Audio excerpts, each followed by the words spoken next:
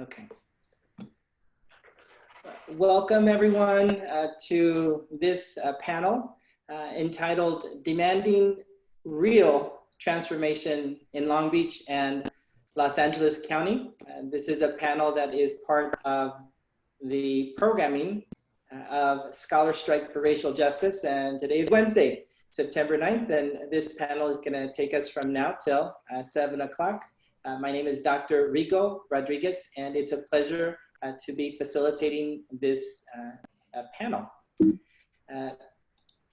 Let us first and foremost start off with a land recognition.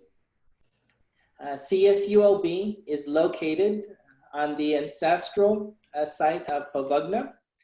We are on the land of the Tongva Gabrieleño and the Hashiman Juaneño nations who have lived and continue to live here. We recognize the Tongva and Hashiman nations and their spiritual connection as the first stewards and the traditional caretakers of this land. This is a very important practice of ours as part of the ethnic studies programs, as a way of always acknowledging and valuing our ancestors and also the culture and value of our communities. So I'll be the moderator for today's session, and we do have a co-host, Dr. Lily House Peters from Geography. Thank you for supporting us with today's session. And let's now start off with introductions for our panelists. And when you introduce yourself, could you turn on the video and your sound as well, your mic? And if you can take a minute or two telling us about who you are, what communities you're a part of, organizations. That way people from the audience can really appreciate your perspective. So let's start off with Adrina.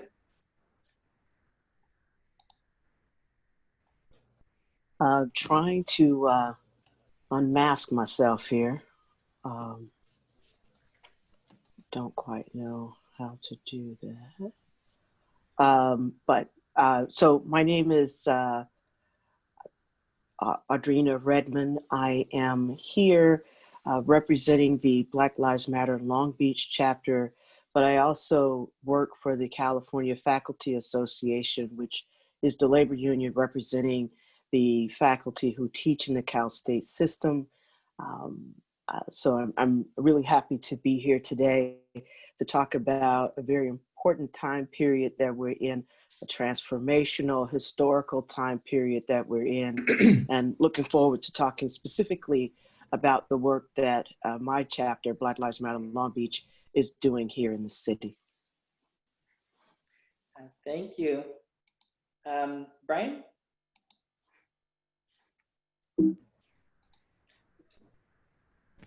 Hi, everyone. How's it going? My name is Brian Caneda, and I'm the Los Angeles coordinator for Californians United for a Responsible Budget, or CURB for short. Our mission is to reduce the number of people in prisons and jails and detention centers, reduce the number of prisons, jails, and detention centers in the state, and shift wasteful spending away from incarceration and toward things that actually keep us safe, like housing, healthcare, jobs, and education. I've been visiting women's prisons in California for 6 years with California Coalition for Women Prisoners, and I also am on the executive team of Justice LA.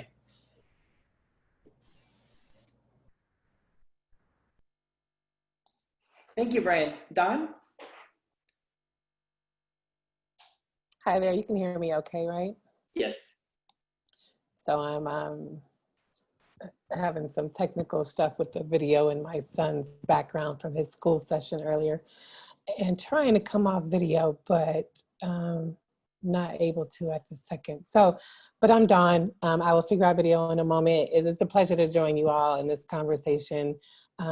Also excited to be talking about real transformation, particularly here in Long Beach. I'm from Long Beach. I'm a mom of Black boys, care deeply about systemic and institutional racism and how that impacts our already marginalized communities, and specifically Black communities, and by extension, all folks when it comes to systemic violence. So eager to share what we've been up to here in Long Beach, and again, pleasure to join you all. Thank you, Don. Diana. Hi, everyone. My name is Diana Zuniga, and I have been working on issues of health and justice for over a decade now. Primarily was working in nonprofit organizations, really doing advocacy work to shift spending away from incarceration and towards restoring the social safety net.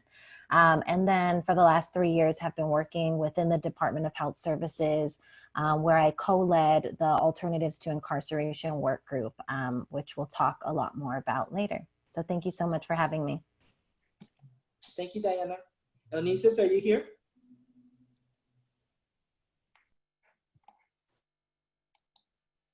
Oh, there she is. Yes, sorry about that. I had to get myself on mute. Hi, good afternoon, everybody. My name is Eunices Hernandez, she, her, hers. I'm the co-executive director and co-founder of a nonprofit called La Defensa, that we work on judicial accountability, judicial campaigns, and implementing alternatives to incarceration and pretrial reform. I am a graduate of Cal State Long Beach.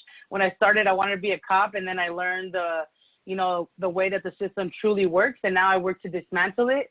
And I work with people like Diana and Rigo and Brian to really advance the vision that we have for, alternatives to incarceration and communities that actually thrive without law enforcement and without the need of carceral systems. So I'm really excited to be with you all and really excited to have this conversation. Thank you, Onisis, for being here. Karen. Hi, good afternoon. I'm also so excited to be here. I am a lawyer. I started out representing kids in our juvenile system in LA County, and have been doing justice reform work for about the past 15 years. I spent about 10 years working at the Vera Institute of Justice. I started, my first project for Vera was analyzing overcrowding in the LA County jails. Over 10 years ago. And then I worked on a lot of different projects in LA and California and across the country. And over these last few years, I've been consulting for LA County Department of Health Services. I was a co-lead with Diana on the Alternatives to Incarceration effort.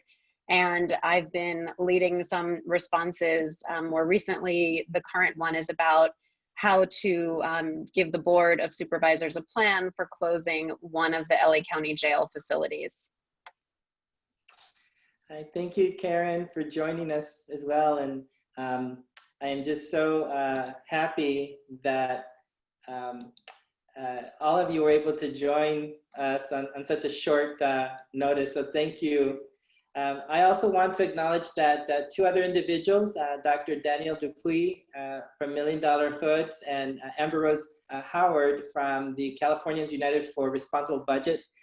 They were going to join us today, but they gave us the gift of time. They saw how many of us there were on this panel. And so I want to just thank and be grateful to them for it sounds weird, but for not being here, but it does give us more time to focus, and just thank you, thank you, thank you. I also want to repeat one more time that for members of the audience, that you'll notice that we're turning our video on and off, etc. When we speak, and that's because we want to make sure that the screen is large enough for those who are who are interpreting for our ALS community. So with that, let me go to the next slide. The purpose of today, of this discussion, is to talk about the politics, particularly at the city level and the county level, that are involved in divesting from the police and the sheriff's departments, and at the same time investing in community supports for Black, Brown, and other racially marginalized groups in Long Beach and LA County. So we talk, or we hear about defunding the police, and this session today to me is really important because we want to really unpack that and ask ourselves from the perspective of people who are involved in this kind of work, really tap into their perspective to hear about, well, what's really involved in this? What are those politics, right? We do have an action objective for today, and that is we wanted to inform you, but also concretely link Cal State Long Beach students, staff, and faculty to the local efforts that you're going to hear about that are really aimed at reprioritizing city and county resources to address the real community needs. And that's why we're calling this panel Demanding Real Transformation. And so you'll hear today about the perspectives of what that means and what it takes. What are some of those obstacles? What some of that history is that has led us to today. For those of you that are joining us that that are either new to the county or to LA, I just want to start off with situating us very briefly. So this is LA County, the largest county in the country in terms of population size. And within this county, we have the city of Long Beach. And so today we're going to talk about the context of the county, which is fairly large, and then the context of Long Beach, which is a smaller jurisdiction. But what we really want to focus on is the political jurisdiction. In other words, these are local governments. The first one is a county government, located in downtown LA. And here we're talking about the Los Angeles County Board of Supervisors and the Sheriff's Department, right? And so when we talk about who the targets are and what will it take and what the politics are, when it comes to the County of LA, there is a county government, and that county government, in this case, consists of 5 supervisors and the Sheriff's Department. And hopefully our speakers today can get into some of the politics there. And with respect to Long Beach, it's another local government, but in this case, it's a city government. And there we have the Long Beach mayor and city council and the police department, right? And so the city of Long Beach has its own budget. A percentage, a fairly large percentage, I would say, of that goes towards the police department. And then LA County also has a budget, and a significant chunk of that goes towards law enforcement as well. So I just wanted to anchor us in so that we understand that this is the context that we'll be talking about today.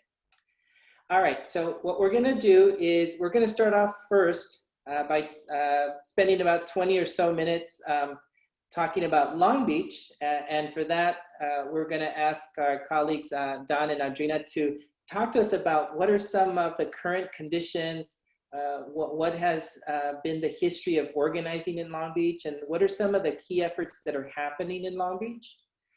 Then the next 20 minutes, we'll go over to LA County. Brian and Ulises will use some slides to walk us through these same topics. Ulises, since you joined us just now, as you narrate, you and Brian narrate and use the slides, Diana and Karen will also add their perspective there as well.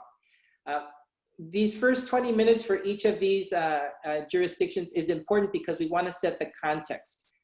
And then the last 50 or so minutes, we'll spend time in a conversation between and among the panelists. At that point, you'll just see us on the slides, on the screen. We won't have the slides on.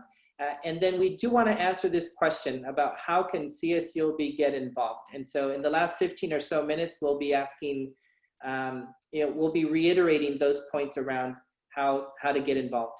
And then we'll close and we'll call it an evening. So with that in mind, let's go over to Don and Audrina. What I'm going to do now is stop sharing the slides, and now we see you. Okay, so I'll just let you know when you've got like a minute to go, and if you go over, no worries, all right? Okay. Well, Okay. you know, I'm not one who's lost for words very often, so I have to be mindful of my time here too. So I want to share a bulk of time for Dawn to really walk us through some details about what's been happening here. It's a very powerful PowerPoint. But let me say that we cannot begin to talk about what's happening in Long Beach if we don't take it in the full historical view of Black folk in the United States. So I'm going to say Black folk here in Long Beach and our relationship with the city government and with the police department began in 1619 when the first enslaved Africans landed in the colony known as Virginia and currently known as the state of Virginia. And so we fast forward several hundred years to the longevity of chattel enslavement of Black folk in this country and the beginnings of American policing in the form of slave patrollers. We go forward to the end of the Civil War in December of 1865, and we began 100 years of legalized terrorism on Black bodies. And a lot of that legalization of terrorism took form in penal colonies or something like it that then became the school of prison pipeline, and also known by Michelle Alexander's term mass incarceration. So here we are in an era of mass incarceration. It's 2013. Trayvon Martin is brutally murdered by someone pretending to be a cop, because in this country, we idolize cops. And you see that all you have to do is turn on the TV or go to a movie and every other show is about cops, be they good or be they bad. So we have that fantasy. But so Black Lives Matter was birthed in 2013, as many of you know. And it is now, I like to say it's a hashtag, it's a truism, and it's an organization. So here in Long Beach, you know, we are the legacy of Black folk here is rich, beginning over 100 years ago, but was always full of struggle for belonging and acceptance. As you all know, up until the mid-30s, I think the last Klan March happened here in 1935, which would have been 2 years after the 1933 Long Beach earthquake, the last big earthquake to hit our city. And so there's, you know, this is Iowa by the sea, as they like to call it. And so the relationship has been tumultuous. Like throughout the United States, Black folk have had to fight for a place here.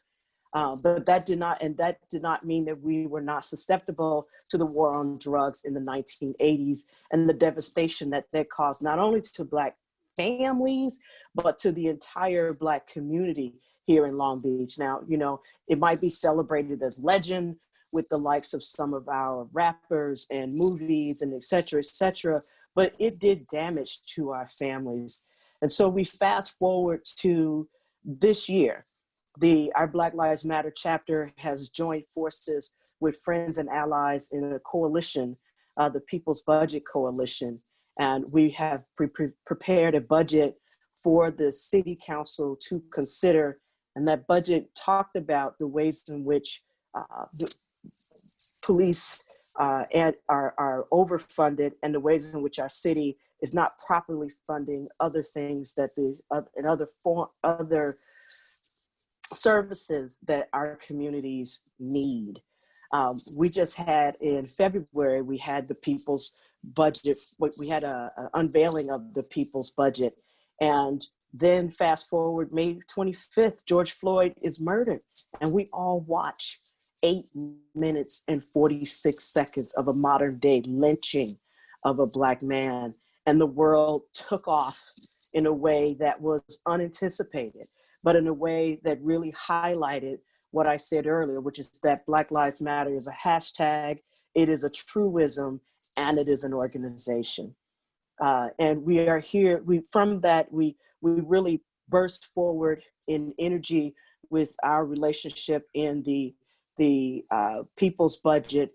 We've been pushing pretty hard for some policies and change to get police out of areas which they have no responsibility being in, areas where they have consumed the budget in place, it budgets, while other places like education, mental health services, houseless services, housing for general population, et cetera, have suffered as the police budget has grown to 44% of our city's overall budget.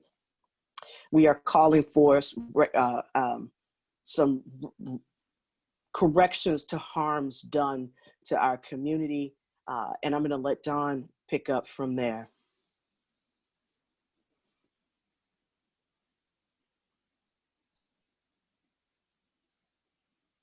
Dawn, I think you might be muted. Hey there. Hi, everybody. Thanks, Adrina. Yeah, context important. Excuse me. So the remainder of our portion, I will bring us a little bit into where we are currently. And so there are at least, I don't know, at least 20 families who we've worked directly with over the course of our 6 years in formation for our chapter here in Long Beach. And there have been just so many murders and killings, and just those alone by the Long Beach Police Department, just in the 6 years again that we've been working to disrupt systemic white supremacy and state violence here in the city, and the direct violence at the hands of police. That does not even begin to take into account the number of physical assaults, sexual assaults, officer-involved shootings where thankfully people were not killed, and then of course the murders. Adriana just mentioned to you that police, as we are aware, across the country, here in Long Beach, the department's budget alone takes up almost half of our entire general fund. And so, when I think about costs, I'm also thinking about the cost of these murderous acts and the cost of the violence that our department has inflicted on our community, predominantly Black and brown communities, and mostly Black per population. And those numbers have been crunched, and just in the 5 years alone, this department has cost our city, just in the lawsuits that have been filed, right? This doesn't count the acts of violence where families did not file lawsuits because they didn't have a means or access, or blatantly afraid of intimidation and retaliation in their communities from violent officers. But these are just where families have filed lawsuits and there were jury verdicts, civil jury verdicts of at least 100,000 or more. And it's cost our city over another, I think it's $31 million just in the last 5 years, just from the verdicts, not counting the amount of money that that comes out of their insurance plans, or the increase of insurance premiums by the city, or the amount. Oftentimes these violent officers are being offered the most in overtime. They are praised, they're awarded. And in overtime alone, looking at payroll records, they're earning about another $35,000 a year just in overtime. And we're looking at who these violent officers are and who's making the most money and being rewarded.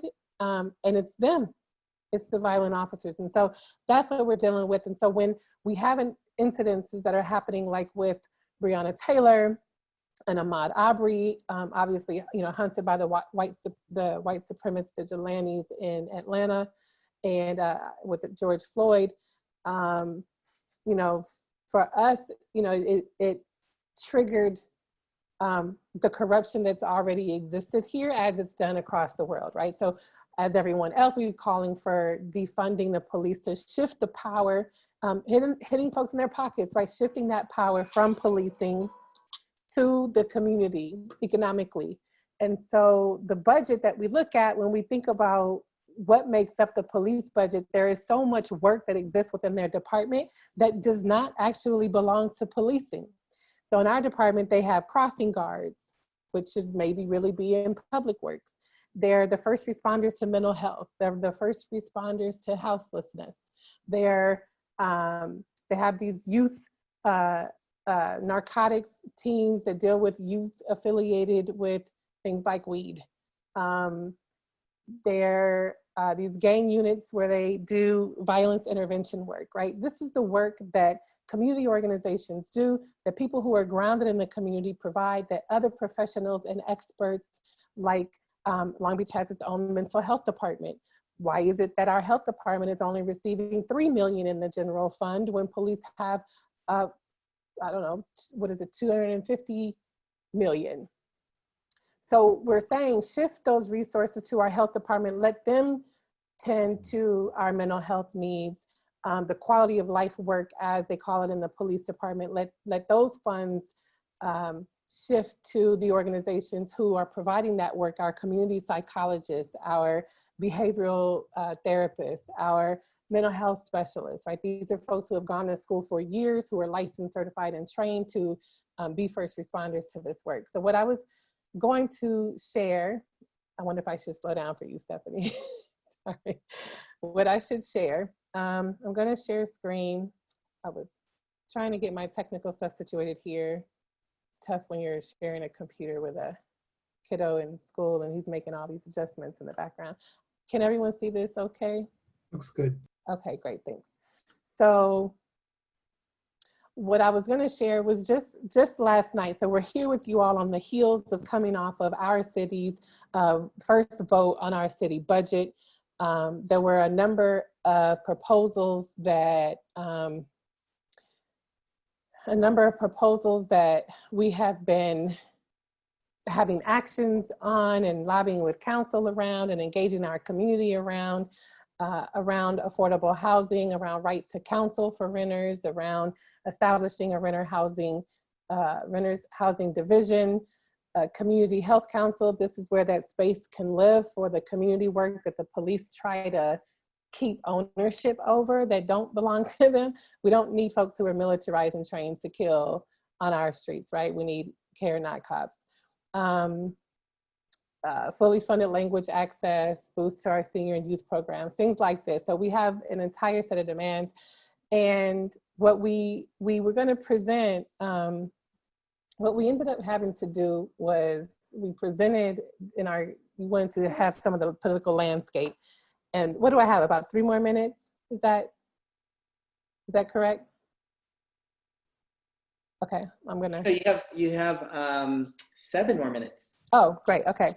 So the city of Long Beach, we have our city manager, Tom Modica. He just came in behind another city manager, Mayor Garcia, right, who is next in line to take up some state work, currently campaigning. You all maybe are seeing him. And we have, our 9 council folks, 3 of whom are Black, which might make some people think that in the moment of Black Lives Matter, there might be some, allyship or support around ensuring that that we're making decisions on policies that ensure that policies that are addressing the equity gaps, that are addressing the disparities that exist in Black communities. And I don't know that that is always necessarily the case. So I'm just gonna throw that out there, that I know that we feel that around the county, the region, the state, the country, probably.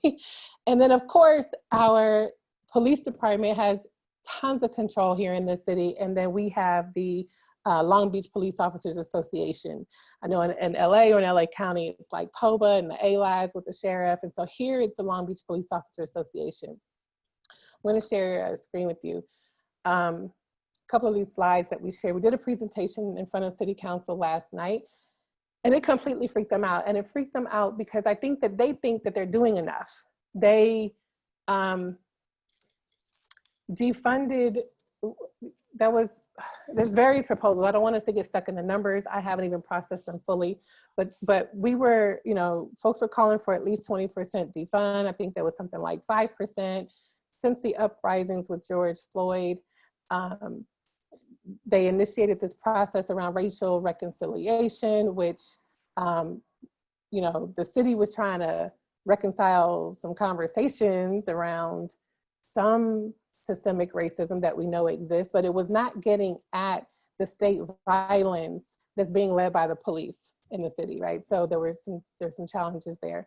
But in terms of the budget, there are, you know, some funds that are coming out of that reconciliation process, but no real cuts from PD. In fact, the opposite, when they did look at pulling some funds out of in some areas, like removing a K-9 officer or pulling out a helicopter driver.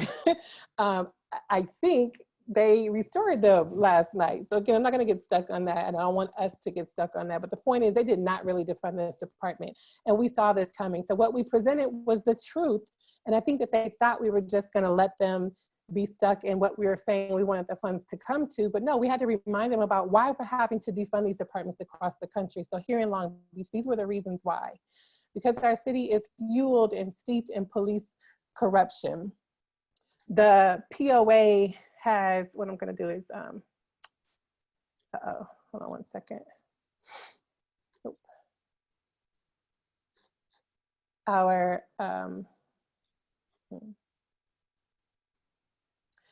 Police Officers Association has, just in the last 5 years, invested more than $1.1 million in spending into the political candidates, races, and our city council people. So it makes it a little bit difficult for council members to hold them accountable when the police officer associations are investing so heavily in their campaign. So they were not happy when we had to say, look, this is a part of the problem. If you're consistently taking money for them, how are you holding them accountable when they're killing people? And so this page is just some headlines for Long Beach around some of the examples of corruption going on in the city. They were busted by Al Jazeera that did a story on them, their investigators and their homicide teams using an automatically deleting app called Tiger Text. So when they were involved in officer-involved shootings, they were instructed by top brass, about 100 officers, to just use that app because it automatically deletes when they're done. That's destruction of evidence. Speaking of which, they literally, right after Senate Bill 1421 went into effect, that most of us on this call know we spent 2 years trying to win and won, they went and deleted a bunch of records from a few previous years before, which was detrimental for our work because 2013, 14, 15, 12, they were some of the most murderous years for this department. And those are the records that they sought to destroy. You all heard about the murder plots that Long Beach officers were caught making against activist Sean King. Just so much. These are just some examples. Dante Jordan, for us, Murad, Dante Jordan, they mistook a cell phone in his hand for a gun. For us, Murad, brilliant student. Some of you may know his name. He was a debate student at Cal State Long Beach. And he's here in Long Beach hanging out with friends and tried some recreational weed or something that was in it and had a bad experience. And he threw himself out of a window. He's bleeding from his head and shoulder. The fire department's on scene after someone called, hearing the commotion. They're de-escalating him. They're calming him. They're like, hey, Faraz, have a seat. We got you, relax. And as they're calming him, here comes officer, car, sirens going, shows up, guns blazing, spooks Faraz. Faraz jumps up, and as he jumps up, Officer Hernandez shoots him and kills him. So it's like, this is why we're saying we need care. When folks who are having a socio-emotional experience or a mental health experience, it is not officers trying to kill who we need showing up. So he's an example. We shared, this is Sinwan Priyam. Another socio-emotional experience that she was having, someone said she was crossing the street, a large street in the middle of the street, police show up, they kill her. This was the largest verdict, I think it was last year, ever paid out in Long Beach's history, $9.8 million. So the cost of their violence is just detrimental to our budget, to our city. These are other folks, Dante Jordan, we say their names, we are their voices. We know that work. We've been further looking at the officers, and we're finding these are repeat offenders. they're the ones most awarded often. We're looking at how much the individuals have cost us in their accounts of excessive force. And this is just from lawsuits, excessive force, officer-involved shootings, and physical assaults. And so some of them are, you know, in the double-digit millions by themselves. Why? How is it that they are still working? Yeah. Yeah, so you can kind of just glance at some of that. Let me just see what else is here. Yeah, so I think in terms of the political landscape and kind of moving forward where we are now, that vote happened last night. I think there are still conversations about just how we are challenging the work that they do. Accountability for the violence, and yeah, I don't, you know, I can think of other areas to go in, but I think I'll leave it. Oh, here we go. Hold on one second. Slide this over. Oh, this is a little small. Just wanna.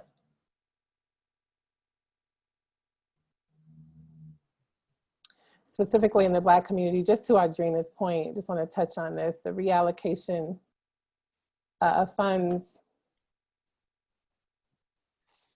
in a Black community that get invested in Black family reunification, community-led crisis response, violence reduction strategies that are outside of the police. So our department right now is saying that, okay, well, you know, we'll look at that, and what we'll do is create these, they're called priority 3 non-emergency level calls that they get. And so they will have non-sworn officers go out to respond to those calls. And we're saying if they're priority 3 non-emergency, right, then another department can manage that work. It does not be under police. So basically you can't just take, you know, officers and now make them civilians and put them in the streets. That's, you know, seems like they're putting undercover officers in the streets. And so, you know, it's not gonna work, but that's where we are. Providing reparations in Black and African American communities for those who are impacted by the war on drugs, and folks impacted by racial profiling and police violence, community-led restoration, et cetera. So I'm gonna stop sharing. You want to do like maybe 2 more minutes to wrap up? Sure, yeah. And again, we'll have more time during the discussion as well to add more. So I know it's like having to compress all this stuff is definitely, but thank you. Yeah, it's really difficult. I think we're at a place where with these police departments, with these associations, and they're not unions. So hopefully other folks who are dealing with them, we're not calling them unions, but they're associations.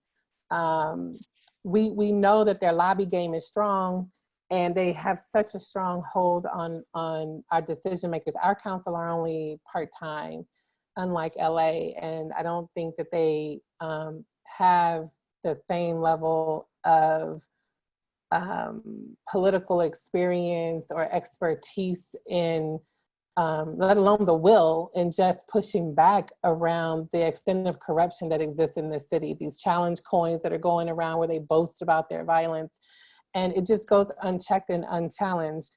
And there's almost a level of, you know, bullying that's gone on with our mayor by the POA when it comes to them passing initiatives and policies that benefit them and help them to keep their violent records discreet. So I know this is going on in LA County.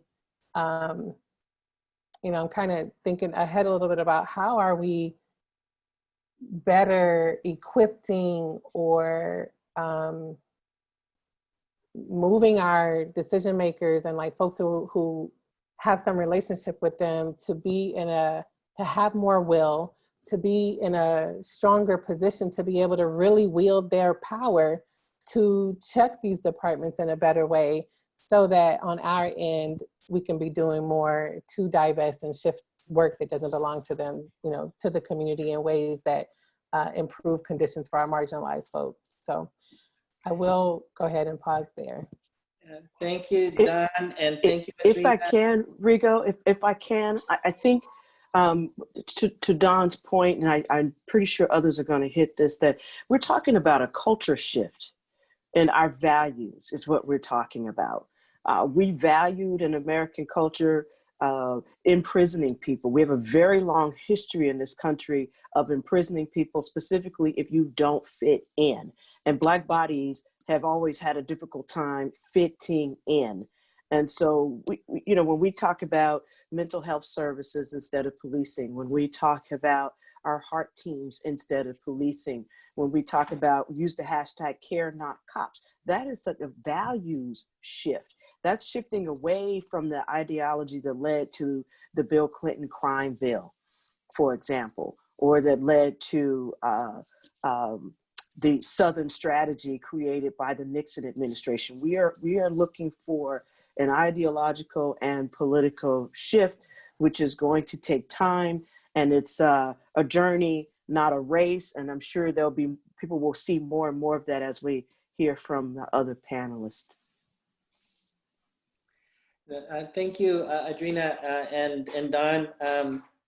Just a wonderful, I think, set of insights that you're offering us. I can't wait to, after folks share about LA County, how to come back to these points about the power and the role of the Police Officers Association, this sort of deeper cultural mindset and values that are supporting these interest groups, and also more about how specifically you're pushing for a shift in resources. So we'll circle back to these topics.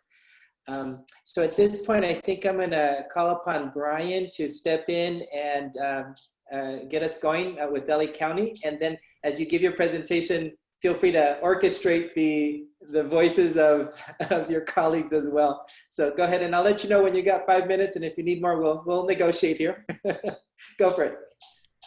Awesome, thank you, Rigo. And I hope I did my video right so that the interpreter can be seen correctly.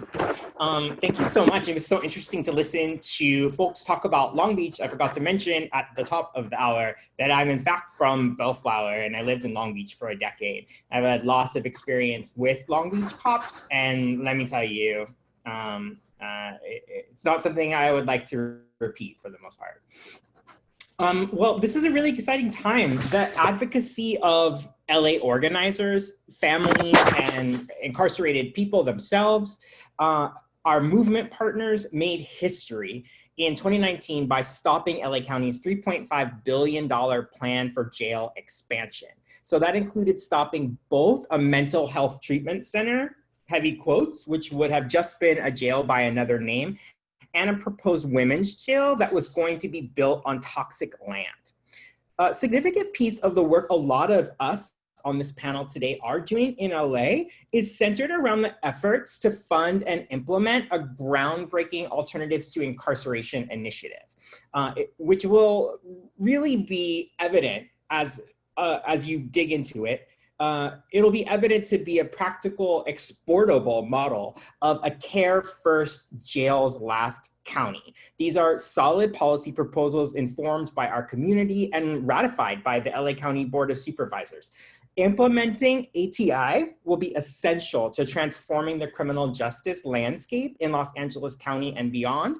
And as we know, LA County is one of the largest jail systems in the world. In order for ATI to be effective, it has to be funded.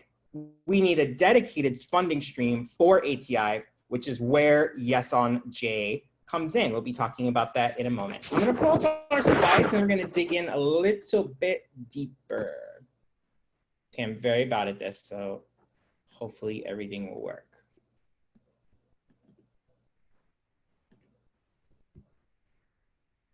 Okie dokie. All right, how am I? Can folks see everything? Looks good. Awesome. So we're just going to set the stage a little bit and talk about what has come before. and where that brings us to in this moment in time. And I'm wondering if maybe Diana or Ulysses or any of our other panelists, do you want to dig into a bit of the history around this moment where we find ourselves bringing everything together?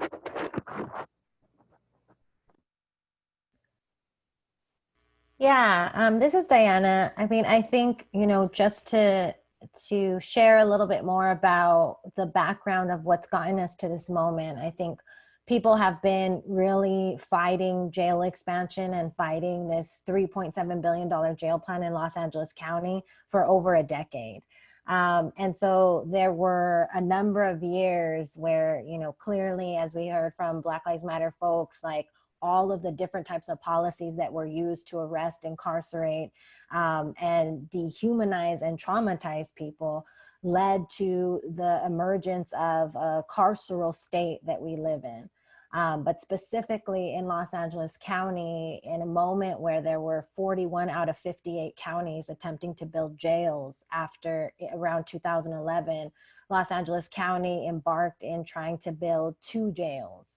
And so organizers that are a part of this call right now have been a part of the fight to shift that spending for a number of years, both by, not building jails, but also working at a state and local level to shift funding at the budget level, whether that was shifting funding that was being used to arrest and incarcerate people in the AB 109 community.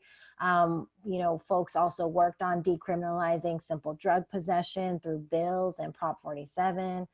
Folks worked on decriminalizing cannabis or legalizing cannabis. And so there's been so many different efforts to actually get us to the point where the $3.7 billion jail plan was stopped. While that was happening, there was the development of the Alternatives to Incarceration Work Group. There's so many other opportunities that I can share later, but that's a little bit more about the context of how folks have been fighting for a number of years to get us to this point. Thank you, Diana. Did any of the other panelists have comments before we dig into some of these incredible things that have been happening over the past few years in LA County? Right, Hi, Brian. This is Onisis. I just want to add very quickly that, in 2014, I can remember us trying to advocate for the movement of funding from the sheriffs and probation and into community-based services. And it felt like, and Diana, we were part of this fellowship to move that project around AB 109 dollars, and nobody listened. Nobody cared. It went in through one ear and out the other. The political landscape did not allow for any sort of movement. And they saw this as a defund the police movement even back then. And so I'm really excited to get into some of the work that we've been doing to really put us in this place where we have the opportunity to move up to $1 billion into the things that are going to help our communities thrive. Thank you, Ulysses. So yes, we're in this really powerful time. If we look at our slide here, what we see is a configuration of different CJ events that have really brought us to this moment. So the recognition that there is a houselessness to jail and prison pipeline. Passing Measure R in LA County, which is the sheriff's oversight bill. Getting the Alternatives to Incarceration report passed, which we'll talk a lot more about. And as we've spoken about a little bit, all of this occurring as a part of the movement for Black lives. This has led us to a moment where we're able to advocate for the funding our communities deserve. We intend to do that through Measure J. And we're excited to talk to y'all about Measure J today. Let's talk a little bit more about the Alternatives to Incarceration report. Would anybody like to lead us in that conversation? I can tell Diana, a little bit about. you want to start it off? Yes, me and Karen and sorry, Diana, go for it. Yeah. Sure. So I can start, Karen, and if you want to add. So the Alternatives to Incarceration work group was actually created by an LA County Board of Supervisors motion. This was created at the same time when, the board actually decided not to build the jails anymore. The Alternatives to Incarceration work group basically brought together 25 voting members, 15 of which were from county departments and 10 of which were community representatives that were appointed by the Board of Supervisors. And what we collectively did together was we really highlighted 3 particular values, which were racial equity and justice, inclusion of many voices, and human-centered language. And we leveraged a consensus building model to actually reach consensus on the development of 114 recommendations that would expand diversion and alternatives so that care was provided first. And we were really reducing the amount of people that were in jail by prevention and also by diversion and alternatives. So many folks on, all of the panelists actually worked on this. Rigo was our wonderful facilitator. Karen co-led the work group with me, and Eunices was a voting member, and Brian was always at our meetings providing additional support. And so we entered into this year-long process to actually be able to develop this. And I think one of the things I'm very proud of is that there was consistently people that have been impacted by the system that were actually leading the work, and we were providing real resources to ensure that people that were most impacted were a part of the process along the way. So I don't know, Karen, if you have anything to add to that. Sure. Yeah, I think the key kind of strategies, and yeah, we came out with 114 recommendations, which is a lot, but it's because we organized the work into kind of we developed a roadmap where we were looking at all of the points during which folks interact or could interact with police and the courts and the system of incarceration, or there's alternatives, right, where they could take a different turn. There could be a different path. And we were looking specifically at folks who are the most vulnerable. So people with mental health, substance use disorder, the LGBTQ plus community, people who are houseless, really looking at all of those points, and of connection, the way that things have always worked, where police are the first responders so often, and the jails and the courts really become the alternative to the real lack of a social safety net, and as folks have already mentioned, the response over these many decades of our government disinvesting in our communities, and especially our most vulnerable communities.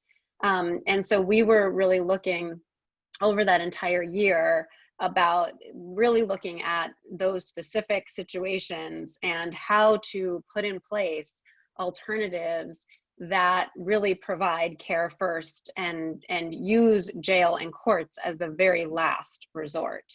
And so it's so much in line with all of the talk about reallocating resources to where they're really needed and reinvesting in our communities, especially our communities of color and those that have been most marginalized. Thank you. And this is Eunices. I'd just like to add, I was a voting member of the ATI working group, and I'm also a part of the Justice LA Coalition, which stopped the LA County $3.5 billion jail plan. And our coalition has a series of values that leads our work. And so I think it's critically important that we mention those values because it really drove us in the development of the ATI recommendations. So the top 3 values or questions that we ask ourselves: will this policy create things that we'll have to destroy in the future, like useless committees or other agencies that we'll have to dismantle? Does this policy leave people behind? For example, will the policy dichotomize like who is deserving of benefit or benefiting of reforms or relief and who is not, deserving of relief? And usually we see that dichotomy through saying that nonviolent offenders, quote unquote, can, benefit from reform, but violent offenders cannot. So we ask ourselves that question. Will this policy leave people behind? And then the third question we ask ourselves in moving forward, will this policy give more money and more power to the system?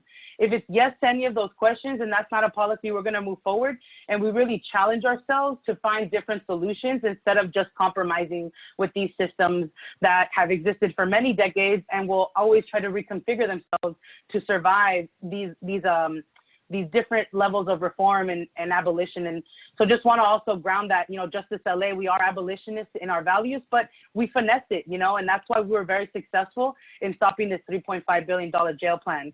And with the ATI report, I hope y'all check it out. It really sets the golden standard for what alternatives should look like in different communities. One of the biggest things about this report is the preventative pieces. We wanted to make sure that we could create as many barriers from law enforcement accessing our people. We wanted to create barriers that would keep our people out of the emergency rooms and out of the jails. And so you'll see that throughout the recommendations, there's different safety valves to get people out. And a big chunk of the 115 or 14 recommendations are located in what are called Intercept 0 and Intercept 1, which are out of law enforcement hands. So I am very proud of this report. And we also did as much as possible to remove power and possible budgets from different departments. If you look on Intercept 6 around probation, you'll see that the recommendations, when they were given to us to begin to digest those, one of the recommendations was like, how do we prevent people from missing their check-ins? And, the recommendation was, well, include more locations where people can do probation check-ins, add kiosks, add do this, do that. But for us, it was like, heck no, don't create more opportunities for people to check in. Just stop violating people from not checking in and stop requiring them from checking in so much. Like, it's really inhibiting to people's lives. And one of the biggest drivers of incarceration here in LA County in particular is probation violations. So I hope y'all get to check it out. It really drove our work. And I added the links into the chat of some other important pieces that really helped create the landscape that we're in, which is our Care First survey and our Care First budget. Similar to the people's budget that was mentioned, that is doing advocacy around moving LA City money.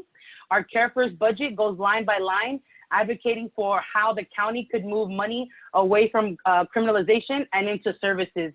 For example, the LA County DA's office is getting $2 million to prosecute families for their kids not being able to attend school. Instead, we're advocating for those $2 million to be put in community so that we could support families in that process. And also the Care First survey is there. So if you haven't taken it, please take it. And also at the state level, we're working, we published a report called A Budget to Save Lives, which also goes line by line through the state budget on how they could move money from investing in new prisons and criminalization and into the things we know will help our communities thrive, which is housing, and also the things that will uplift and increase people's social determinants of health. And you'll see the links in the chat. Can we go to the next slide, Brian, please? Sure. Let me just underline for folks that don't know the historic nature of the work you, Diana, Karen, and many other people helped lead. To have community at the table with county individuals, with folks from law enforcement, making decisions together and having a voice in how the legal system is going to be shaped in LA County is absolutely historic. It's unheard of, and it's an incredible model for other counties to emulate. And if I could be candid, it really is the only reason why this report is even worth mentioning. Because if this report, Alternatives to Incarceration, was written by the system actors themselves, it would be very different, right?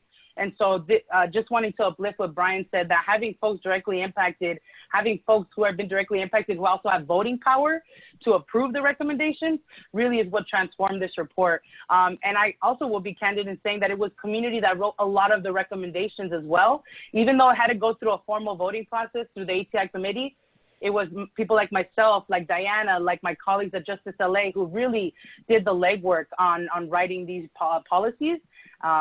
And just, yeah, I really want to uplift how important that is. I also just want to Sorry, quickly Brian. add that we prioritize Long Beach in the work that we were doing as well, because a lot of the data that we used was connected to $1 Million Hoods, which I also encourage you all to look at the $1 Million Hoods website, which basically maps out the amount of funding that is wasted on arresting and incarcerating people per neighborhood. So there's particular neighborhoods that are designated as $1 Million Hoods because millions of dollars have been spent year after year to criminalize Black and brown people specifically. And so when we were doing a lot of our community engagement work to ensure that we were equitably distributing resources across the county and receiving feedback in an equitable way across the county, we prioritized the top 7 neighborhoods to actually share small grants with, to be able to organize their folks and organize their people to be able to share feedback around our recommendations. So one particular community was Long Beach, and we partnered with Ascent in Long Beach, which is out of Good Seed. And they have a re-entry organization that hires community health workers with lived experience. So all along the process, we ensured that at every point of it, we were lifting up the voices of people that were directly impacted and the communities that have historically suffered because of mass incarceration. So just a little time check, just so we allocate the same amount of time for both groups. We've got like 7 more minutes for this part, and then we still have more discussion. So just a little time check. Awesome. Thank you, Rigo. We'll go fast. Go ahead, Brian. Thank you, Rigo.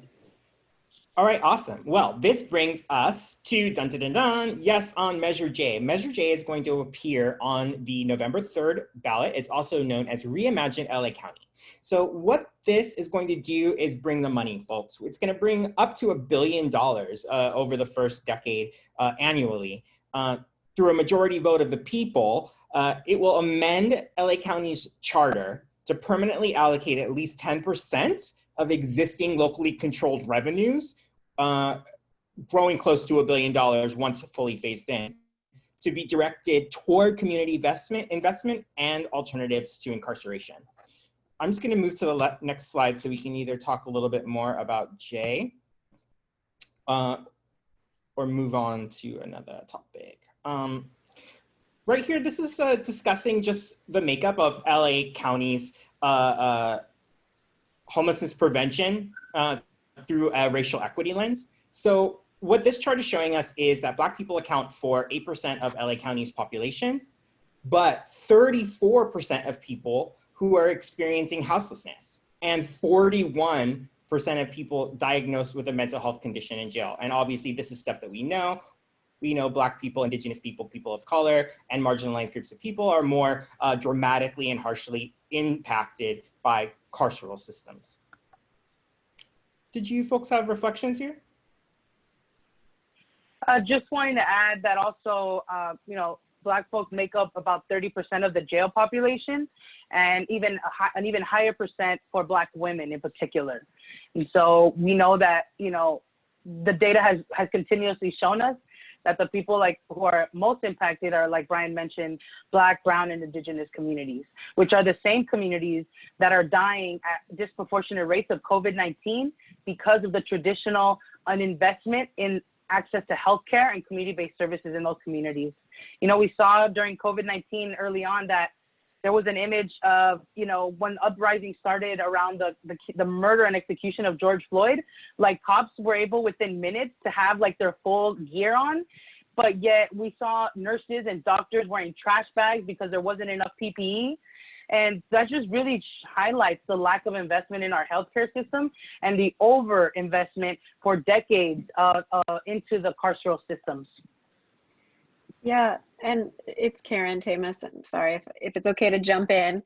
I also want to emphasize that since COVID began, there was a massive effort among justice partners, the county justice system partners, and there was a lot of advocacy from the community. Many of those folks are represented here, to get people out of the jail, which is clearly like the worst place you can be during a pandemic.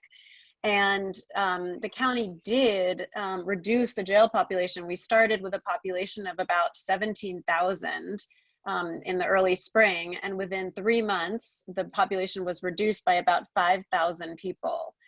The really sad and significant fact to consider about that was that those releases did not reduce any of those racial disparities or any of the health disparities. So there were even higher or the same disparities in terms of Black and brown people being kept in custody and not released through these mechanisms to get folks out during the pandemic. And the same was true for folks who were in the mental health housing.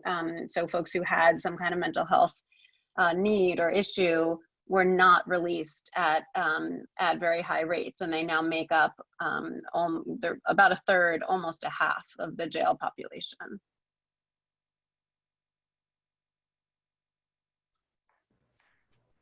Thank you, Karen. Thank you so much. So moving to the next slide, what this is letting us know is the attributes of Measure J. So Measure J lasts forever and always. It's a change to the county's constitution with no sunset. This is really, really vital because this is a ballot measure. A new board of supervisors who are less progressive can't come along in a few years after some elections and change what we did. It's 10% minimum, no supplantation. So it's at least 10% of the county's net county costs, unrestricted revenues annually, and it's only for really specific eligible uses. It has to be used to benefit marginalized communities, and it cannot ever, ever, ever be used for law enforcement. That's prohibited. This is going to be an inclusive, transparent, and phased process. The specific allocations will be determined through a public, transparent, inclusive process, which we intend community to be a part of. So for implementation, we intend to be as involved as possible and to make sure that our people have a seat at the table, so that they're not the dinner.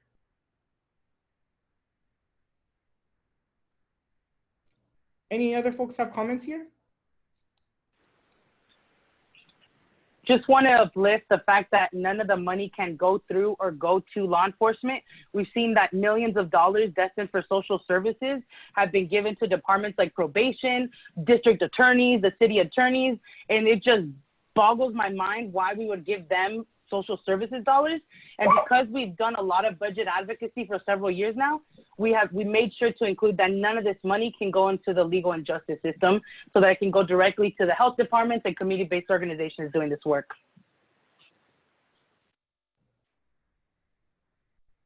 Any other thoughts?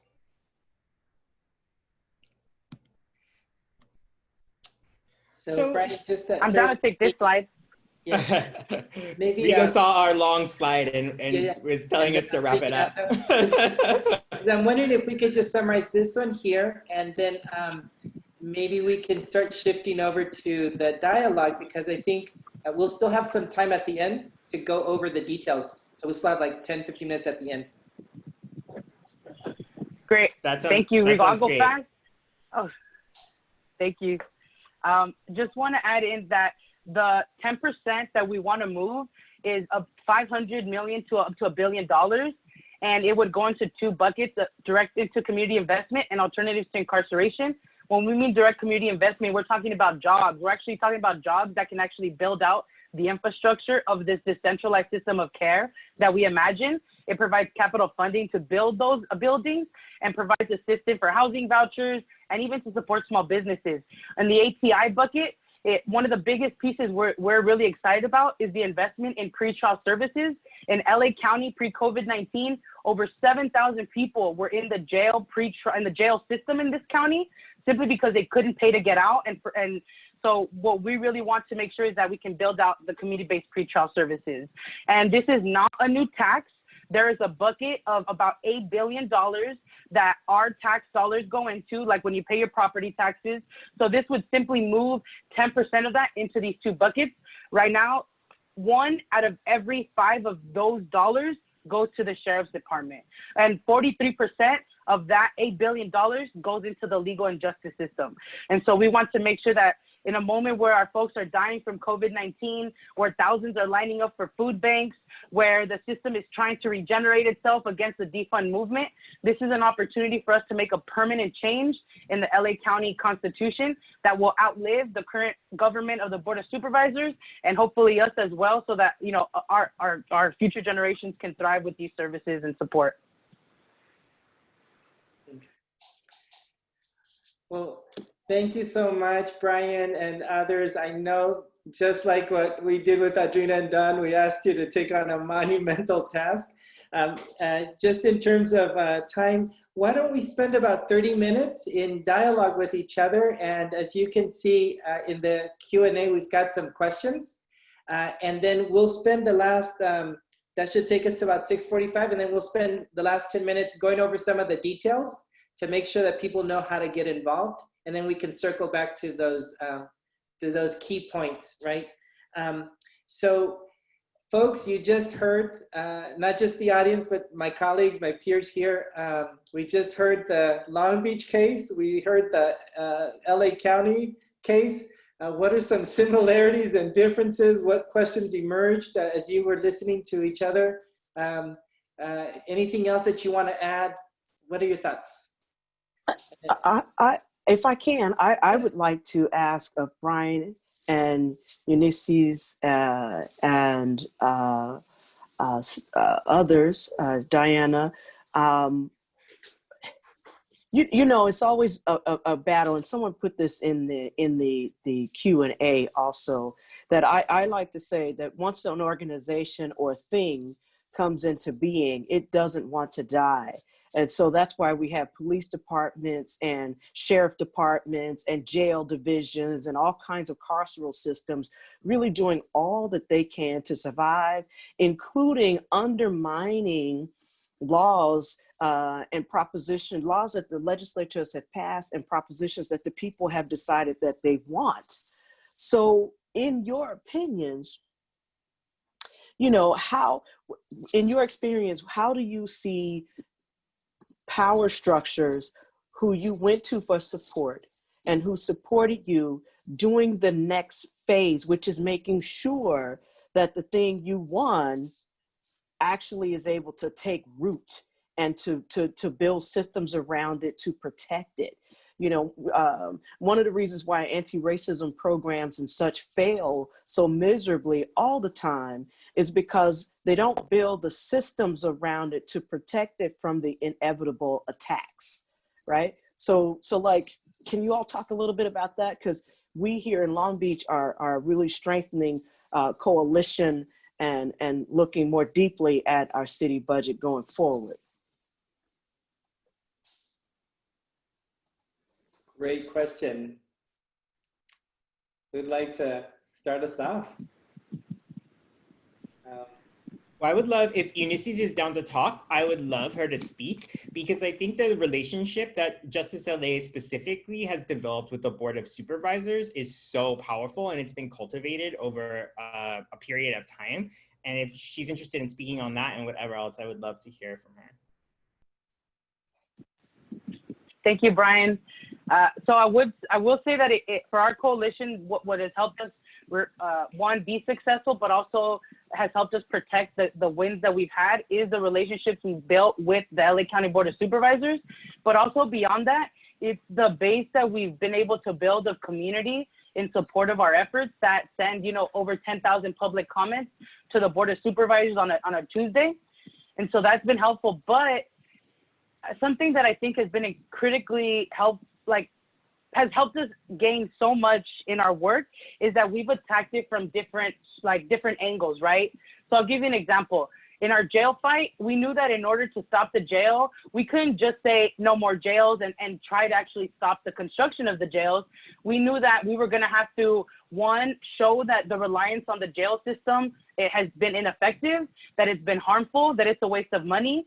And so we developed work groups to tackle the issue from different angles. So we have a pretrial work group focusing on pretrial reform and trying to get and decarcerate all those folks locked up in pretrial. We have a work group that's working on building out alternatives to incarceration, both in the policy sense, but also in the literal architectural sense. We're working with abolitionists who are architects and have a firm to help us design that. We have a work group focused on union outreach, a work group focused on building with healthcare workers to tackle, having folks who are actually working in the jails and in the hospitals to be voices of fighting against this effort. And so that's really what's been helpful in our wins, tackling the issue from different ramps, I would say. If we didn't tackle the pretrial system, if we didn't tackle ATI, we wouldn't have been able to stop the actual jail plan. But because we had all these different information and different advocacy points, if I could be candid, we were actually more strategically connected with the different county systems that the county was within itself. The county did not talk to itself, the departments did not talk to themselves. And so we were able to build also relationships with all these different actors that really helped coalesce the work. But I think that tackling it from one angle is gonna kind of like pigeonhole it, would have pigeonholed us in our work. So spreading out how we were gonna advocate to dismantle this system is how we went for it. And we also have a DA and law enforcement accountability work group. We have an art work group that helps us with media. So yeah, we tackled it from different angles, and each ramp we were able to advance more and more until we were actually able to stop the jail contract. I don't know if that answered your question, I'm sorry, but that's really what was helpful for us to win and also to keep the win. Yeah, no, that was my answer. Thank you. But Audrina and Don, let me maybe turn it back to you, because one of the questions that Don raised was around the political will, right? It sounds like your council members at this point don't have that political will, and that's connected also to the power of the Police Officers Association. And I'm just wondering, to Ulises, like, how did the political will get built with the electeds? And then on your end, with Long Beach, are there any opportunities in terms of either building the political will or counterbalancing the power of the police? Like, how are you, that nexus there? Because it's the elected officials that have to vote, right? So any comments on how you're experiencing that in Long Beach? And then maybe for the LA folks, like, what were the interventions specifically with the electeds, right? So Don or Audrina? Don, you're muted. Thank you, Ulises. That was super insightful, right? In terms of the different ways to really dive in, like having to get into the weeds of the nitty gritty of each of the different components and aspects of this work. It takes a multiple pronged approach to do it. And so I'm grateful, right, to be next to LA, but Long Beach has been like the sleepy city for a long, long time, right? So I think Long Beach likes to claim that it's this progressive space, but you've got Republicans claiming progressiveness, right? So we've had to move from like zero just to where we are now. So that will, I think, is barely being built. I think that for some of our current work, it's kind of has, multiple, I don't know what the word to say, like components, right? Aspects that we're in, because while there may be some advancements around some policies, whether they're around housing or, investment in some form of like restoration from the systemic institutional harm done in certain communities, namely Black communities. I think that's one conversation. As we got into defunding the police is where we incite the pressure by the POA and the department, right? Particularly in an election year when we have 3 council seats up for election. You have a mayor that's trying to move into a state political position, right? We have, the POA has a candidate that they've placed into our second district here. And so they have they've had historically a lot of control here in the city. I'm going to also say they're known, like the Ku Klux Klan was very much, this was an active haven for the Klan not that long ago. We know where their hangout locations were. We know who different chiefs and officers were who had roles in the Klan that had to kind of dismiss them to take on leadership roles in the department. So that's where we're working from. So that will is one that has to contend with that old guard and be willing to disrupt that, which can cost them potential, funding, support, other resources, et cetera. So, and I think it is there. Let me say that it's there. I think for us, we just have a lot more higher expectations around the outcomes. There are some charter changes coming. There's an oil tax vote that was just passed for an oil tax that is supposed to go towards addressing some of these gaps around inequities and disparities in marginalized communities. So there are certainly some advances. But specifically around defund and decriminalization and by our policing departments, I think that to some of our Adrena's, I don't know, sorry, maybe you did or didn't say this, I'm gonna say it, because I know it exists around Measure J in LA also. The power of these, not just the departments themselves, but these associations. I'm curious for you, you're shaking your head, Eunice, right? Because I know that there can be so much more support if they weren't trying to use fear-mongering and investing in the divisiveness in our communities. Here, suddenly they were trying to say, well, there's gonna be more sexual predators of the little people coming and going from school. And we're like, what? First of all, we're under COVID. No one's coming and going from school. Is that the best you guys got? Right, so it was kind of like easy to knock that one out, but I know that for folks who have had these relationships with these POAs, I don't know. I mentioned this at the end of my talking points earlier. I'm literally like stuck at how do we. I'm going to be blunt. What's coming up for me? Labor. For example, right? We need labor. And the trade, she said that, I heard you. The trade unions have some anti-Black history, right? And there's a lot of Black, leadership and centering in this work and disrupting this carceral system. And, police are aligned with these trades. They want to be unions, calling themselves unions, and they're aligned with a lot of these trade unions because these trade unions are frankly anti-Black. So are policing. I'm going to say policing.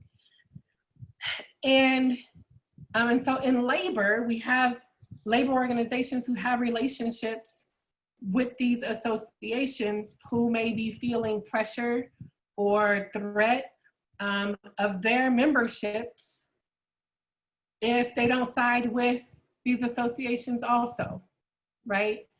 And so, how can we support labor who wants that support if they want to challenge those relationships, right? Like I respect the work that you've done with our boards of supervisors, right? And we're trying to do more of this work with our elected officials. We've got 3 new candidates coming in. It's like, which side are you on, right? And so we're doing that work.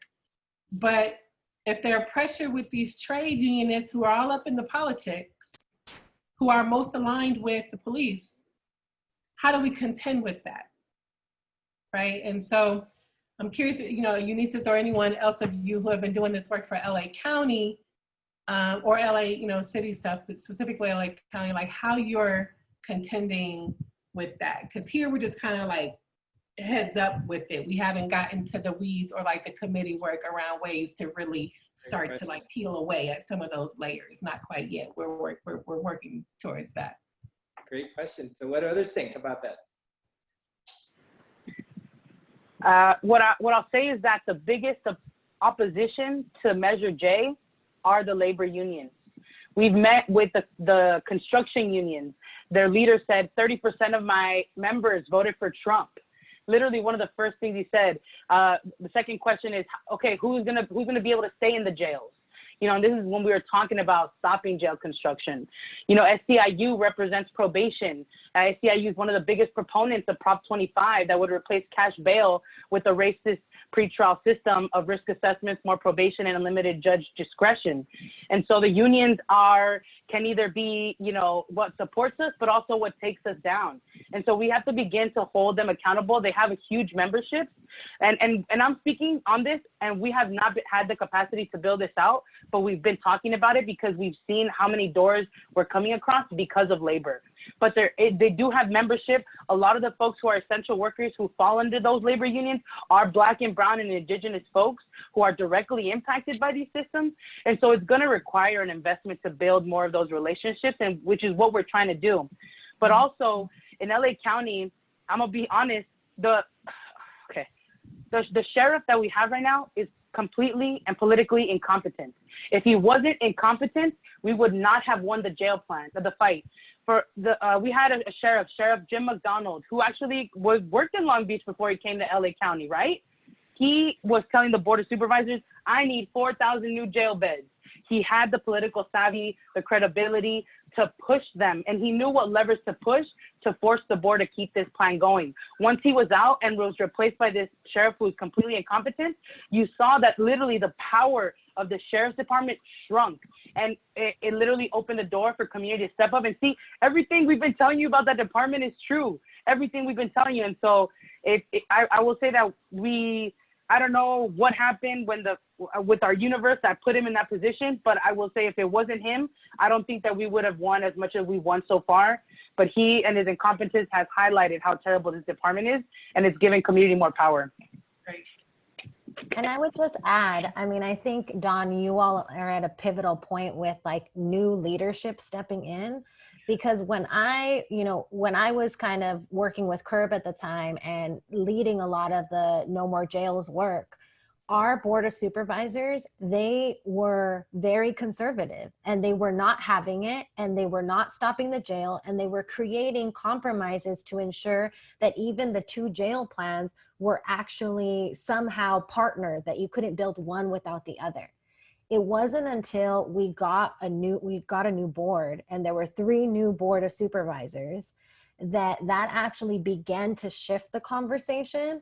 And we were able to stall the jail plan multiple times with this new iteration, but they also, you know, in the stalling of the jail plan, they created the Office of Diversion and Reentry, which was one of the main kind of points of access for us to actually show that diverting people from the jail system was actually effective. And so I don't think any of this would have happened without the new board presence, without them taking that first action to create ODR and also whole person care that created a new workforce of formerly incarcerated people as county employees and community-based health workers. And so all of those things actually showed that alternative visions were possible.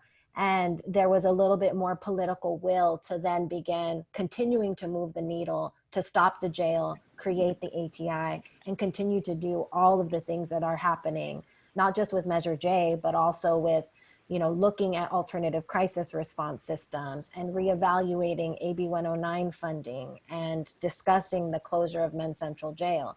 But even in those conversations, like Audrina was saying, you know, the system is still reverting back to figuring out how to keep power. And that's why it's important for, you know, us to even think about implementation, because we've been successful the last, you know, 8 years. We've passed a lot of policy. We've passed a lot of legislation.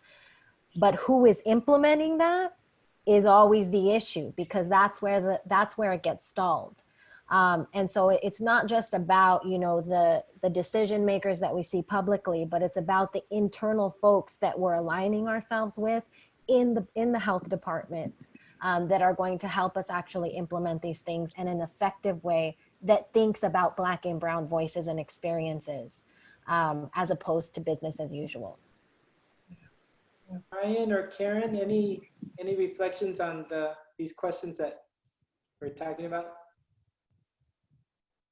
Yeah, I would add that, you know, as incredible as the ATI process was, and the final report, and this set of foundational recommendations, and 5 strategies being adopted unanimously by the Board of Supervisors, as folks have mentioned, there was no funding attached to that. And, you know, exactly to Diana's point and everyone else's point, you know, it's about, you know, you can say whatever you want, right, publicly, but if you're not committed as a, you know, in this case, as the government body, to actually implementing and making these real, like, you know, systemic, like deeply structural changes, it's meaningless. And so I think that's where Measure J, you know, is just so amazing and would really change the trajectory of everything happening. And just as Onisi said, taking that, you know, not betting on the fact that we're going to retain a progressive Board of Supervisors, right, in 10 years, in 15 years. And it really is all about the implementation. And it's also about accountability and oversight. And one of the beautiful things about ATI was that some of the recommendations are around creating a council of folks who are impacted by the system directly, to monitor and provide that kind of oversight and be involved in watching and reporting, you know, being transparent to the community, to the public, about what's happening every step of the way. And it's something that really has never been a part of any government system, right? And is, you know, folks talk about it, there's a lot of lip service, but it's not actually done. And that's really the only way that we can, I think, as a community, move forward and make sure that these, you know, really like radical transformations happen, and that, you know, in a decade, in 20 years, we can look back and be proud of this moment. Mhm. Thank you, Karen. I know, Brian, did you have a comment? And then we'll go back to Adrina, because go ahead, Brian, any reflections? Nope, more questions, more questions. Okay. Adrina, did you want to comment? Yeah, not a comment. I just have a question for folks, which is, you know, here in Long Beach, when we look at the police department's budget, we see that they have a huge chunk of money allocated for their public relations, for their PR, for their feel good, for their "we are the good guys among you" messaging to the community. And yet our Health and Human Services Department doesn't have that same funding. They are woefully underfunded. They have programs for the community that nobody even knows about. Like, very few people know about the Black Infant and Health Program, and that is critical given that the Black maternity death rate and the Black infant death rate, because they're underfunded. And yet the police department has a very healthy public relations budget. I'm wondering what you think would happen, or what you're organizing, or even for question to Don, my co-person here in Long Beach, what are organizing if the hill would be less steep if there weren't funding for the hero making, and if there weren't film and TV shows that glorify the police, you know. And I ask that question seriously because on the heels of George Floyd, any number of TV film outlets suddenly had messaging. They withdrew some TV programming, like what is that TV show? Bad Boys. I can't think of the name of the show right now. But Cops, yeah. So that TV show is now off the air. I mean, maybe its ratings were dwindling anyway, but it's been around for a very long time.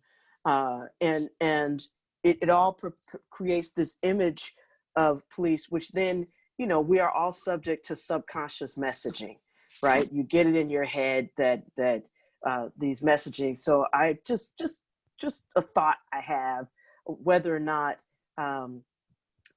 you know, people's perceptions and ingrained preferences for police departments and policing and carceral systems impact your work, and if that could be undone by not having public relations for them. As your partner, I'll kick it off and then pass it to others.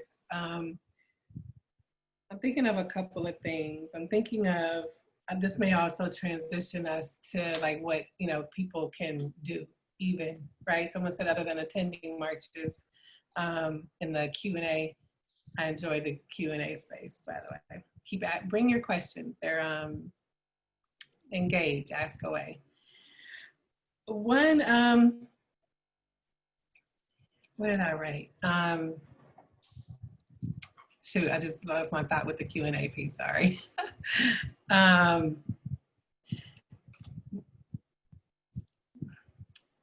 So one is the committee work. I was thinking of, there were like 2 or 3 things: the committee work, engaging those most impacted, and the shifts in the landscape. Those 3 things, I think, right? And so the committee work, even if we're starting from a place of knowing, like, we have a Citizens Police Complaint Commission, and we studied them about 2 years ago and learned that basically Long Beach PD controls it. They didn't set out for, when folks who established it after Marcella Bird was murdered here I want to say almost 20 years ago, when it was established, they intended for it to be a place for you know, the department's wrongdoings to be tracked and some accountability to be held. And so they created these commissioners to monitor these complaints, but basically the police oversee it. The city manager helps oversee it historically, and the city attorney that even has subpoena power, right? But the city attorney blocks it at every, you know, the few times that they've understood they've had it and what that has meant, and then it gets blocked. And so I think, you know, it's for a community who care about this work, and I'm just, you know, to keep it plain and simple, for people who care about it, who say there's no accountability, you know, in our city, there's no real oversight. So, okay, it's people who care and who have been impacted, who can be, you know, creating the spaces to think about how different it can look. But I also appreciate the mindset around, we don't want to recreate, you know, at our roots, we're about creating a society where we're keeping each other safe, right? And not having a policing system that does that. So we don't want to recreate another system that is still requiring, you know, oversight of police in our community, and that kind of substantiates or supports their existence even. So it's a little bit difficult for us to be the ones to kind of reimagine what what those structures can look like that validates their existence, right? But I think we have other groups in our communities that, you know, look at reform type work, because we know we don't get to abolition tomorrow. We know that, and so they can kind of lead that work. But hold on one second to see.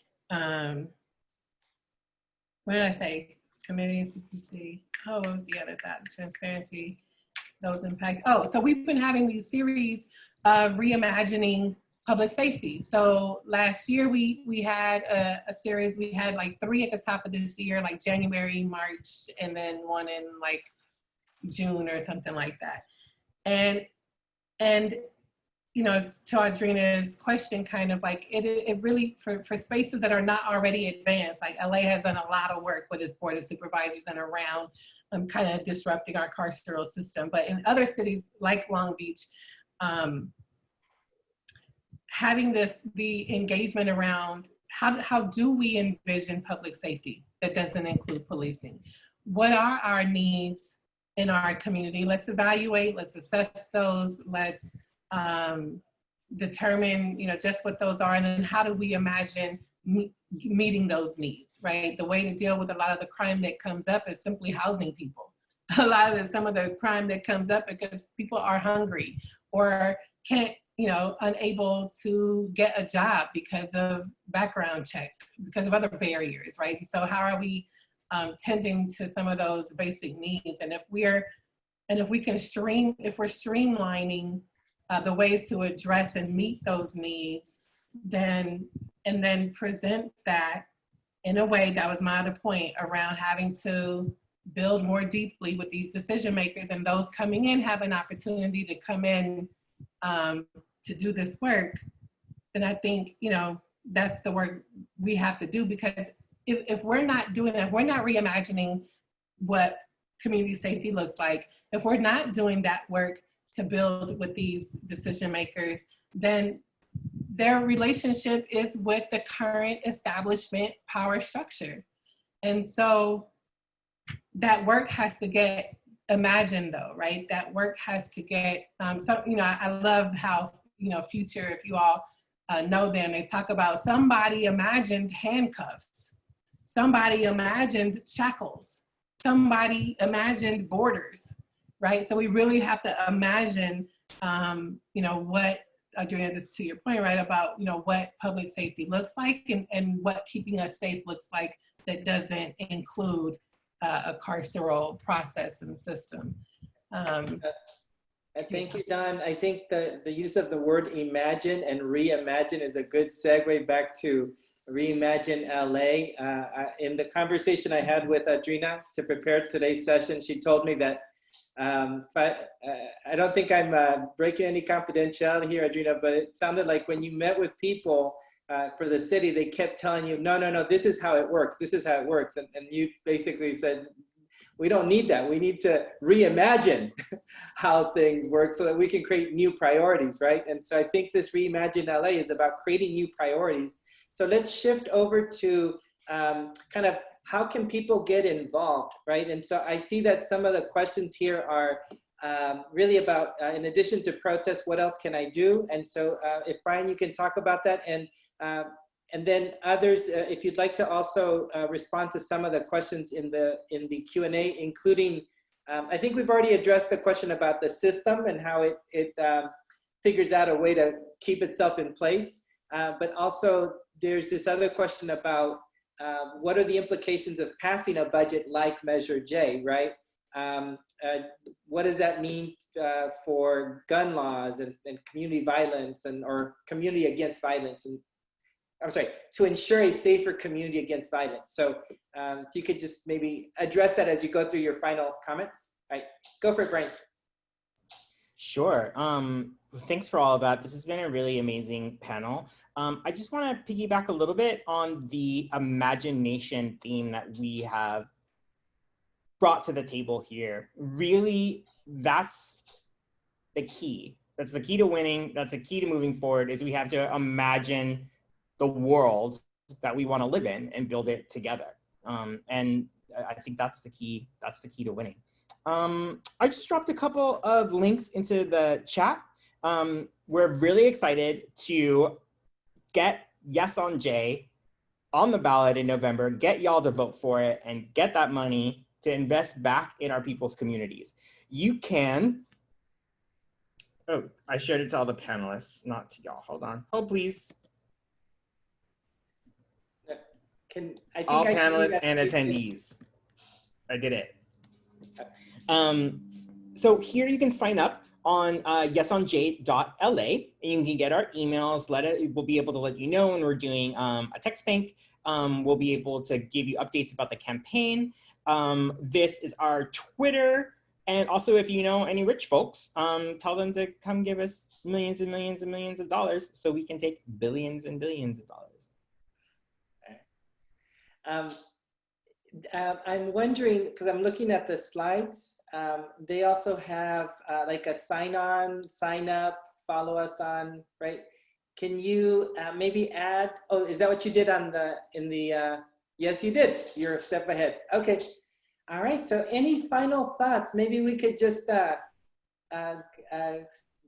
you know, since we started with Adrina and Don, we'll let you at the end kind of bookend us. You got us started. Maybe you can end, and maybe I'll start off with Onisis, and then Diana, Brian, and Karen, and then we'll close. So any final thoughts around what you heard and what you want to stress to the audience? Yes, I want to just stress that the protest is great if people can go to those, but the real power is in being civically engaged. And during COVID-19, being civically engaged has actually become a little bit easier because a lot of these calls and public comment opportunities are now online. So please become civically engaged. Locally, it could like literally transform lives if you can plug into that. Justice LA, our coalition, holds virtual actions 3 times a week, Monday, Wednesday, Friday, where we have people who spend an hour and a half taking action to the Board of Supervisors or different actions that come up, whether it's the state or other urgent things that pop up. I also included 2 links. One is to sign up to volunteer for the Measure J campaign. Time is not our friend. I just want to emphasize that, you know, it took us 3 weeks to convince the Board of Supervisors to put this measure on the ballot. We didn't get signatures. This wasn't like a year-long process. This shit happened in like 3 weeks. And so we have less than 30 days for mail-in ballots to be in people's homes. So that means we have less than 30 days to actually engage voters and let them know what this is. So please tell 100 of your friends, everybody that you know, tell them about it, because that's what's really going to help us. The opposition, one of the law enforcement associations that we have talked about or mentioned earlier, they've already put over $400,000 in the opposition campaign to Measure J. So we need to tell as many people as possible. Donate as you can. There's also a social media toolkit link that I added in the chat, so that folks can please share this on their social media. It's urgent. It's urgent. I hope we're never in another landscape where we have a pandemic layered with uprisings because of state-sanctioned violence and executions. We're not going to have another moment like this to make Measure J a possibility. These are our tax dollars. We should get to decide where they go to. So there is an urgency with this. And also just to add in a side note that, you know, when we talk about law enforcement and we're trying to like transform the way that people visualize that, folks have to understand that when police are called, usually it's after the harm is done, right? When they've been called to like crisis moments, people who have mental health disorders or other behavioral health needs often get hurt or killed or maimed. We hold events outside of the LA County jails, outside of the women's jail in Linwood, and outside of the men's jail and men's central jail. And a lot of the families we talk to, their loved ones are in there simply because they're not community-based services available and because they've been criminalized for behavioral health needs. So just want to say that if we're really going to transform this, it's going to require us to have conversations with our loved ones and really show that, you know, these institutions have not made us safe. They haven't kept families together. And fiscally, it's irresponsible to keep investing our money in there. So that's what I'll leave y'all with. I hope y'all plug in. Please, we need as much support for Measure J as possible. We're not going to have another opportunity like this, and be civically engaged. I see Brian next on my screen. So Brian and then Karen. I got nothing. Thanks, y'all. It was amazing. Okay, thank you. Karen? Yeah, I would, to what Onisis was saying, you know, find out who your county supervisor is. I think, you know, if you ask most folks, they will have no idea, right? You'll know your city mayor. You probably do not know your county supervisor. They each represent 2 million people, and the county budget is enormous. They control the whole jail. And the LA County, Sheriff's Department patrols a huge area of LA County, a lot of unincorporated areas, as well as a lot of the smaller cities. So figure out who that is, make sure you show up, follow the agendas of the board when they're making decisions about really critical things that impact all of us. Try to be there. As Unisi said, it's easier now. A lot of times you don't have to drive or take the bus or train to get there. And just, get involved. And then when it's time for the elections of those supervisors, those are really critical actions that I just encourage everyone to get involved in. The other thing is that there are a lot of changes to the law that need to happen to allow us to decarcerate. And in all of these reports, in the ATI report, in the reports we've done over these last number of months about how to maintain a reduced jail population, what we're looking at with closing Men's Central Jail, there are a lot of, and there's a lot of analyses that have been done recommending changes to laws at the state level that would really allow us to reduce the number of folks who we lock up. And provide them the healthcare and the other critical social services that they need, instead of using the courts and the police to be trying to provide those things. So thank you so much for the opportunity to be here. Karen, thank you. Diana, any thoughts, closing thoughts? Sure. I mean, I think you have a perfect opportunity that has already been outlined by the panelists before me about how you can start the process of learning how to be an organizer, and how to really support these things that are quickly moving. I would just say, like, you have the time right now to also think about your future. Do you want to be in organizing spaces? Do you want to connect to these organizations that have been leading the fight for so long? So even thinking about that personally in your path towards whatever career choice that you're going to make, and leveraging that kind of political knowledge to be able to share that with your family. So those are just some other things I would add. Thank you, Diana. Don, any final thoughts? Sure. Going based off, let me just say I made it through with some technical difficulties. I have keys that aren't even working right now. This is crazy. My son did this. All right. Someone posted, what more can I do besides showing up to the marches? Just yesterday, we had a beautiful, event at one of the city councilors, council's homes, because they're still not in the chambers, right? We're having to literally take it to you. If you're not going to open up, then we will come to you wherever you are. It's okay. Don't worry. We'll come to you. So beyond those, the protests and marches, do continue to participate in them. We're constantly having to apply pressure around whatever the initiatives are, whether it's Measure J. We're kind of wrapping up. Next week is the final vote of our people's budget. So this requires the constant calling of our 9 council members, of our mayor, and our city manager, right? Be active, learn about and be active of our local, I'm hoping a lot of the folks on here at Long Beach, but other cities, know the different committees that exist within the city structure as well. Rigo, in the beginning, you opened up about understanding the political structures. So we have a public safety committee that ironically is run by a deputy district attorney of Orange County. And she also gets to be on the budget oversight committee. And they just, after, pressure after pressure after pressure from protest after protest after protest, made one of our council members, Al Austin, gave him the chair position over the budget oversight committee. And there was another woman who ran that before. And so, makes me curious how they just, why would they just give this position to this person? Anyway, know your committees. Have a human relations commission as well. Know your commissions, your commissioners, the committees, who's running them, their backgrounds, where they're coming from, right? Some of them we have to hold accountable. Some of them we can maybe build some relationships with, the way we've been doing with the with our board of supervisors. So I think those are other things that people can do. Audrina posted our socials in the chat on Instagram, BLMLBC. Our, Facebook, we're there. We post all of our upcoming events there. There's one this Sunday, actually, I think at 4 o'clock. Some downtime, some healing time. Just check our socials. You can find more information there. I've appreciated getting to share this time with you all. Thank you all for the work that you're doing across our entire region, too.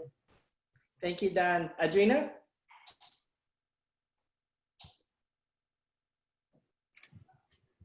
I think you're muted. Yes, okay, I'm personing dual devices here so the people don't hear the buzzing and background noise. So I want folks to leave here understanding that the work that you've heard us talking about is hard work. It's work we do out of love. I do this work out of love and a sense of duty because it is my responsibility. I feel I am blessed in my life. I have breath every day, and my life is purposeless if I'm not getting up and doing something, not just for myself, but for other people in the world, because I don't live in the world by myself. And when I look at what's happened, I spent too many years of my life asking myself and talking to other Black folks, asking ourselves, well, what is wrong with us? And we ask ourselves that question because that is what the system tells you. The system tells you that there's something wrong with you. And then you go and you get yourself educated about systemic racism. You make yourself understand what Southern strategy is in this country. You help yourself, enlighten yourself to James Buchanan and the Virginia School of Economics and the garbage that they have spread it throughout our system that is living and breathing in our policy and our politics today.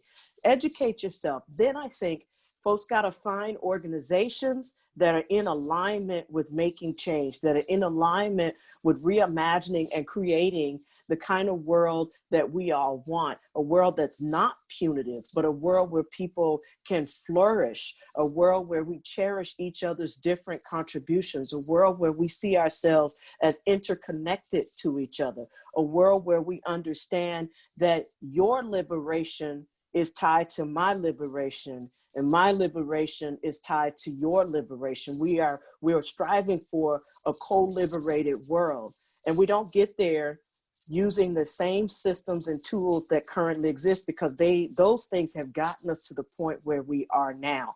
We have to be bold enough, unafraid enough, willing enough to create something new.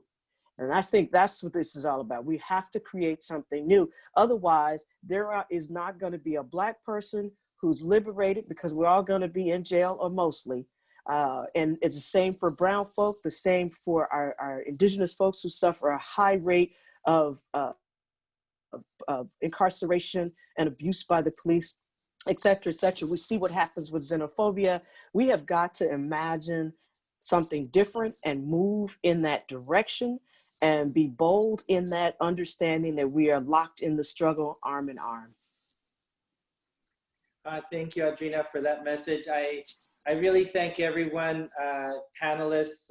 I'm so grateful that you were able to carve out some time in your really, really busy and important life, priority. So thank you for being here. Want to also say that on the chat, I added information about this, filling out the census and registering to vote. And I saw that other colleagues also added that. So make sure you move on that. I also lastly want to thank Dr. Lily House-Peters and Dr. Kimberly Walters and the ATS team, Preston Wingrove and Francisco as well. I don't have your last name, but thank you for making this happen tonight. I think we're closing, and if you want to connect to any of the speakers, I added my email in the chat box. It's rigoberto.rodriguez@csulb.edu. I just put real transformation on the subject line, and I'll make sure to connect you to the panelists. But also, if you're a faculty member, I would love to maybe form a small group if you're interested in doing some research and data collection and analysis, maybe not around the short term, but the longer term. I'd love to form a team here on campus where we can do that. So thank you so much. And Kimberly and Lily, do I need to do anything else before we close the session? Nope, good to go. Nope. Okay, thank you so much, everyone. And thank you, Rigo, for all you do. You're welcome. Thank you, Rigo. Oh, great host. Thanks, everyone. Thank you. Thank Take you, care. everyone.